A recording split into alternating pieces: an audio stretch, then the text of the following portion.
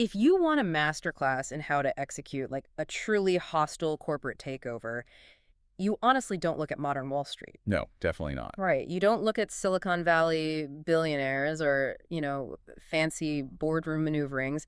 You actually look at a muddy field in 15th century England. Which is such a wild pivot from what we usually think of as a corporate strategy. Exactly. We're talking about a place where a 30-year blood feud was ended, and I mean permanently ended, not just with swords and armor, but with the forced marriage and, frankly, one of the most brilliant, manipulative logo redesigns in all of human history. It really is the ultimate lesson in power dynamics. Yeah. I mean, we're talking about a scenario where the sheer brutal force of military victory had to be immediately translated into psychological dominance. Because otherwise, Otherwise, the entire nation would have just kept tearing itself apart, Mm. The violence wouldn't have actually stopped. and tearing itself apart is exactly what it did for decades.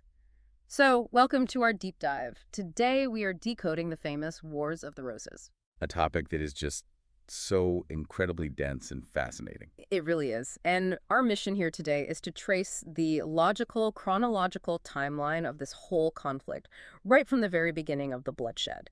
So, keeping things clear and simple, especially if you're new to this history. Right, because it can get complicated fast. Exactly. So we are going to focus intensely on the decisive battle that finally brought this monstrous era to an end. And we'll explore how a single, highly strategic marriage and a truly genius piece of visual branding managed to unite two families that had spent literally an entire generation trying to wipe each other off the map. It's a story of forced unity. Yeah, exactly. You- So whether you are a history buff who has studied this era for years or an absolute beginner just encountering the story for the very first time, there is something deeply relevant here for you. There really is a core human element to this that applies everywhere. Right. I mean, if you have ever watched two factions completely refuse to compromise, whether that is in a modern corporate boardroom or across today's highly polarized political landscape, or even honestly, during a tense dispute within your own extended family over Thanksgiving dinner. Oh, we've all been there. Yeah, you are going to learn a masterclass today in how to forcefully and permanently stitch a divided house back together. Okay, let's unpack this. Our historical source material anchors the very beginning of this conflict in a specific year. The year is 1455. Right, 1455. A year that essentially marks the end of any sort of stability in England and the beginning of just a generational nightmare. A nightmare is the perfect word for it. It was. And when we look at 1455, we have to understand the fundamental nature of the conflict that erupts here.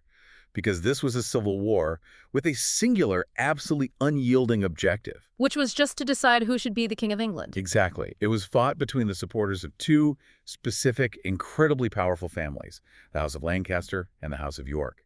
Now, I have to pause here because this is where my modern brain struggles a bit with the concept. And I think a lot of people listening might feel the exact same way. It's a tough conceptual hurdle, for sure. Right, because when we hear the phrase civil war today, we usually think of massive populations fighting over deep, irreconcilable ideological beliefs, We think of grand causes. Yeah, we think of wars fought over human rights or fundamental systems of government or like the very soul and moral direction of a country.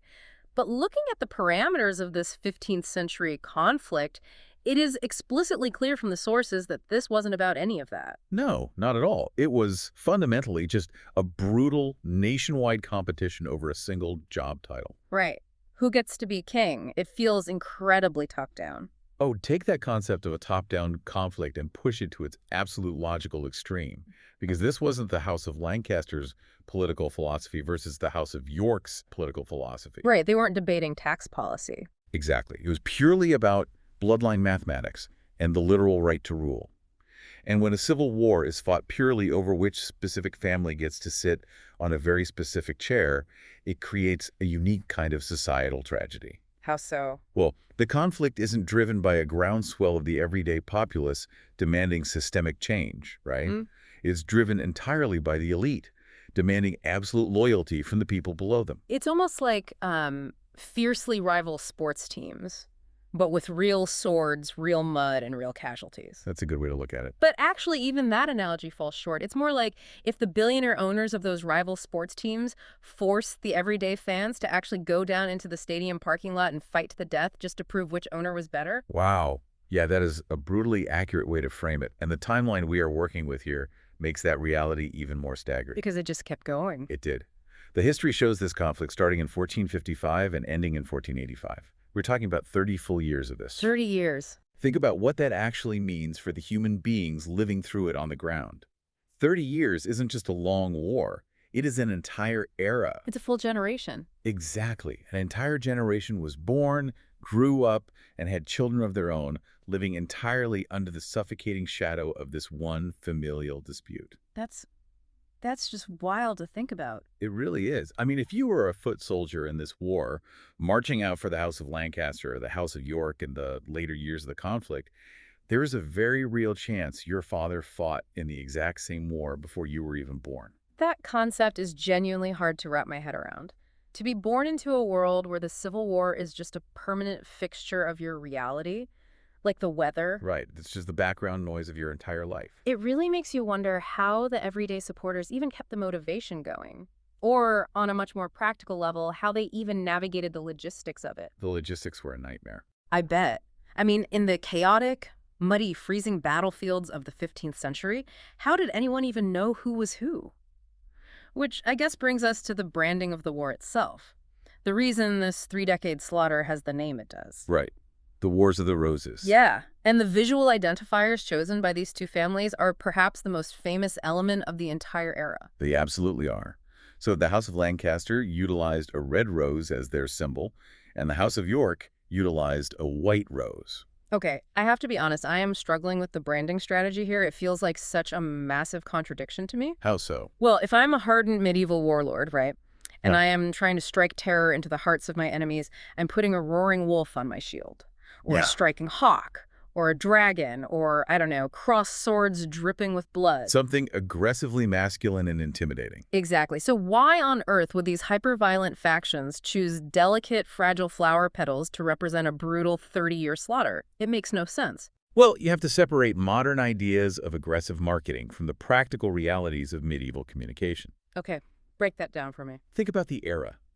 This is long before mass media, widespread literacy, or obviously digital broadcasting. You need a visual identifier that is instantaneous. Because no one can read. Right. You need a symbol that can be painted on a wooden shield, hastily stitched onto a wool tunic in the dark, or woven into a banner, and understood immediately by someone standing 100 yards away who cannot read a single letter of the alphabet. So it's about pure, unfiltered legibility. It's functional. Exactly. It's legibility in stark contrast. Mm-hmm. A bold red rose, a stark white rose. They are visually distinct from each other. You can't mix them up, even in the fog. Precisely. They are easily replicable by amateur artisans in a military camp, and they are completely unmistakable on a chaotic battlefield. That makes a lot of sense from a design perspective. It does, but the psychological mechanism underneath that aesthetic choice is what truly elevates this to a level of genius and, honestly, horror. Horror, how do you mean? Well, a flower is naturally inherently associated with beauty, growth, fragility, nature. Right, it's peaceful. Exactly.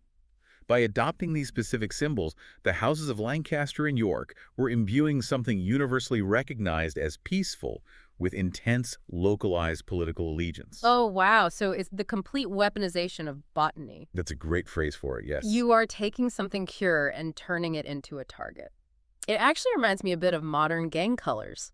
That is the exact perfect analogy. Yeah, because it wasn't just a medieval team jersey. It was like a wearable life or death statement. It is the exact medieval equivalent of gang colors in a disputed territory.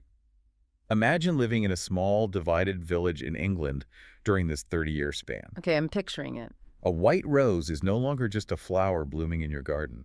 It is a loud, aggressive declaration of loyalty to the House of York. And the red rose is the exact same thing for Lancaster. Yes, a sworn public oath.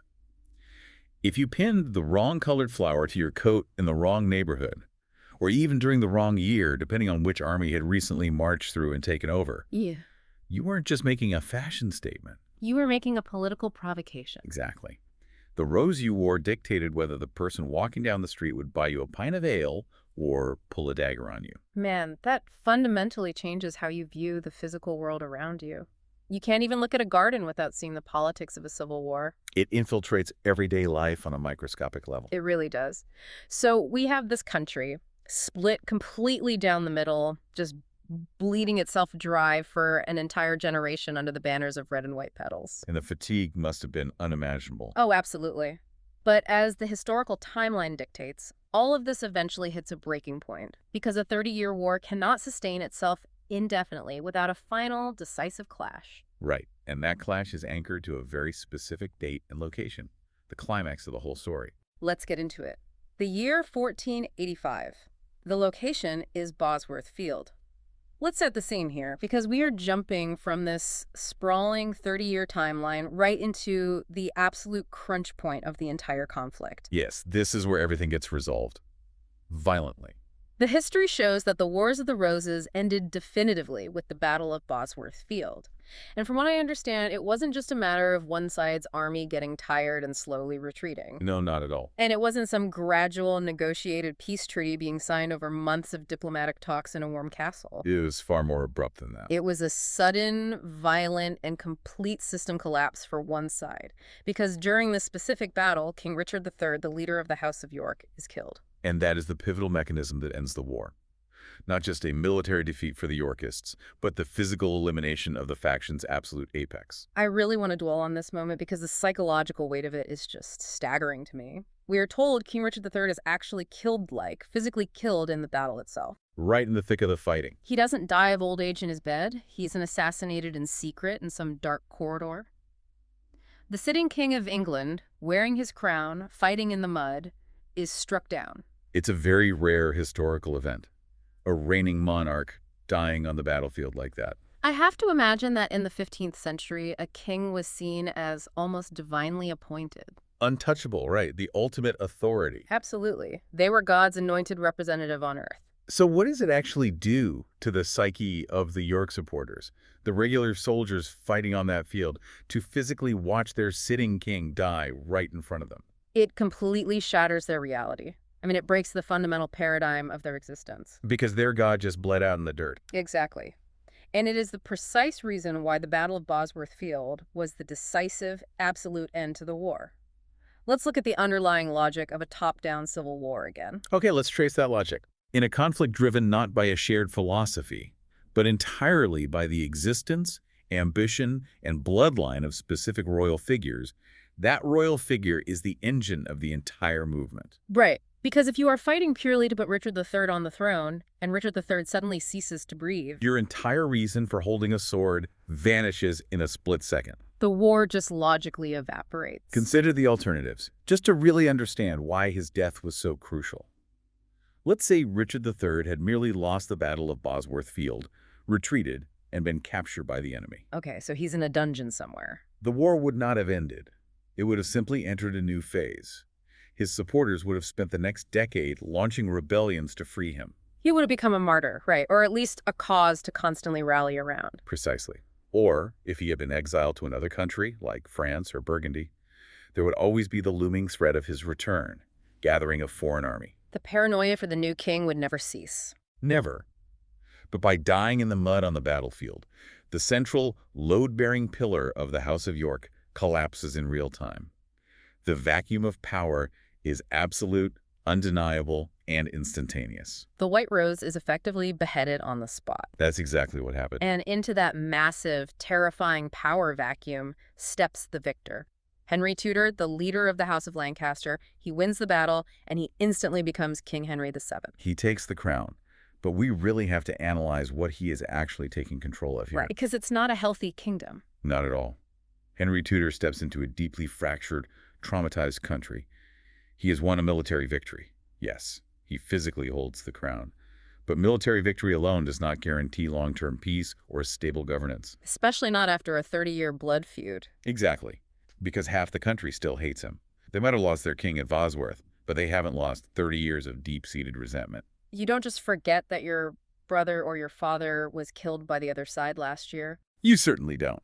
The supporters of the White Rose haven't suddenly changed their minds about the House of Lancaster just because they lost one battle. Right. A military win in a civil war just means you are now the occupier of a hostile, deeply bitter territory. That sounds like a logistical nightmare for a new king. It was. But Henry VIII was a pragmatist. He recognized immediately that he needed a mechanism far more powerful and far more binding than just a large standing army to keep the crown firmly on his head. He needed to stop the cycle of violence from just rebooting the very next day. Exactly. Which brings us to what I consider the absolute masterstroke of this entire history.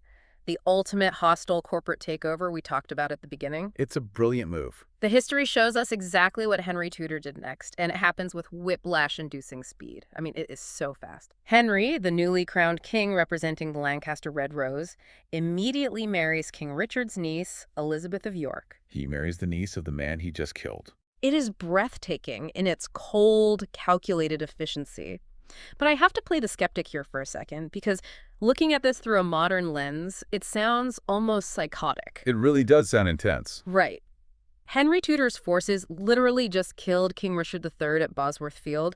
The blood is barely dry on the grass. The kingdom is still in absolute shock.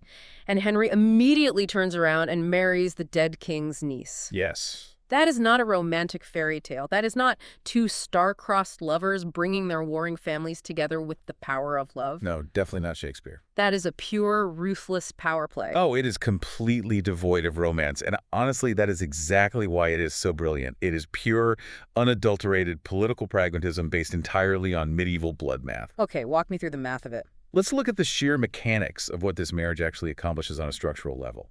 Henry VII represents the House of Lancaster. He holds the crown by right of military conquest, but as we establish, half the nation despises him. Right. The Yorkists are just waiting for a chance to strike back. Exactly. Now, Elizabeth of York represents that rival faction. She is the niece of the defeated king. She carries the royal blood of the White Rose. By forcing this marriage, Henry is doing something infinitely more permanent than signing a paper peace treaty. Because paper can be burned. Right. He is ensuring that any future children they have, the future heirs to the throne of England, will literally, biologically, possess the blood of both warring houses. Oh, wow. Okay, when you frame it like that, it's not just about an alliance. It's about building a biological trap for your enemies. It totally neutralizes the threat from the inside out. I mean, put yourself in the shoes of a loyal, diehard York supporter right after Bosworth. Okay, I'm a Yorkist. I'm angry. You hate Henry Tudor. You want to rebel against the new Lancaster king. But who are you going to rebel for? Oh. You try to overthrow King Henry. You are simultaneously overthrowing Queen Elizabeth of York, the highest-ranking survivor of your own faction. You'd literally be attacking your own team. Furthermore, you would be plotting to overthrow their future children, who carry the very York bloodline you are sworn to protect and elevate. That is just devious. Henry strips the York supporters of their fundamental logical reason to rebel, because a York is now sitting on the throne right beside him. The historical record constantly states this marriage united the two families, but we really need to understand how. It wasn't through hugs and apologies. No, it united them by making it mathematically and biologically impossible for the House of York to attack the House of Lancaster without completely destroying themselves in the process. He tied the two factions together so tightly that you can't cut one rope without dropping both of them off the cliff. That's a great visual. It forces a knot that cannot be untied. That is a chillingly brilliant strategy. So we have the climax at Bosworth Field, the forced marital union, and now Henry is king and Elizabeth is queen. The dust is finally settling. And the history notes that Henry becomes the first king of a brand new house. He doesn't just rule as a Lancaster king who happened to marry a York girl. He creates an entirely new entity, the House of Tudor. And a new political entity obviously requires a new visual identity. Right, the rebranding.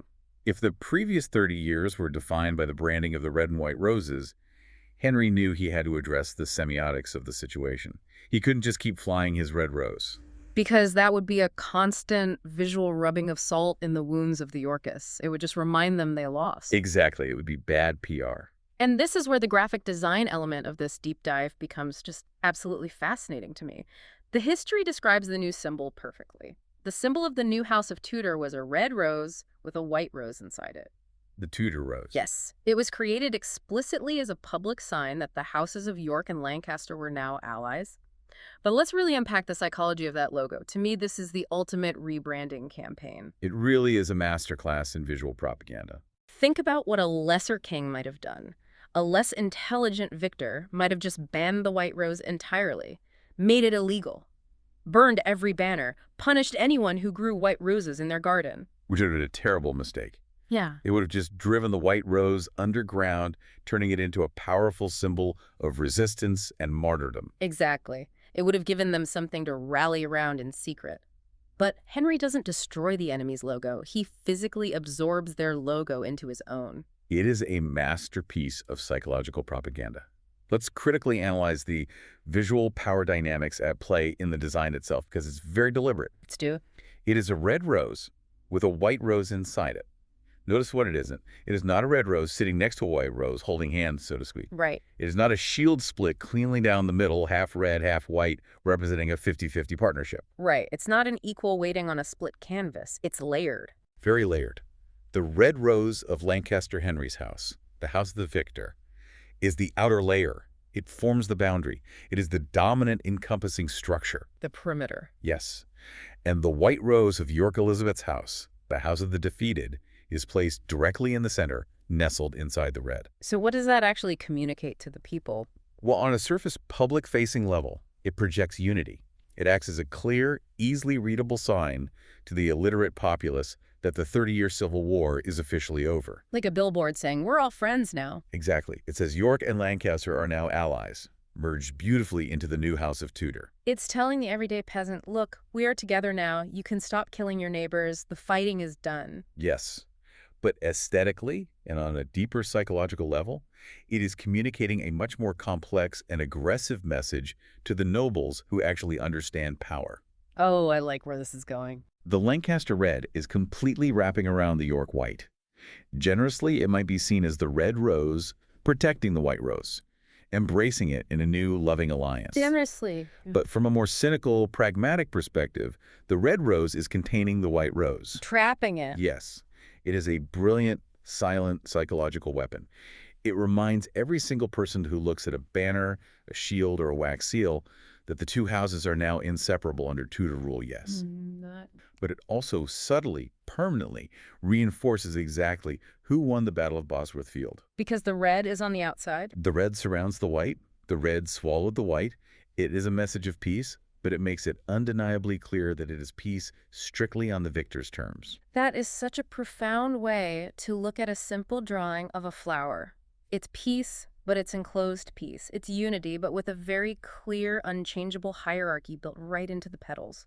The white rose isn't gone, but it is trapped. Exactly. The visual hierarchy mirrors the political hierarchy. Man, that is just incredible. Let's pull all of these historical threads together because the logical, chronological flow of this era is just amazing when you lay it out end to end like we just did. It's a very satisfying narrative arc, historically speaking. It really is. So we started by looking at the year 1455, with a country cleanly divided down the middle, embarking on a devastating civil war for the ultimate top-down prize, the job of king. A conflict devoid of ideology, driven purely by ambition. Right. And then we explored the logistical and psychological nightmare of an entire generation living and dying across 30 years of continuous tension and bloodshed, forced to identify their bitter factions through the surprisingly delicate but totally weaponized branding of red and white roses. The gang colors of the 15th century. Exactly. Then we jumped to the sudden, brutal climax at Bosworth Field in 1485.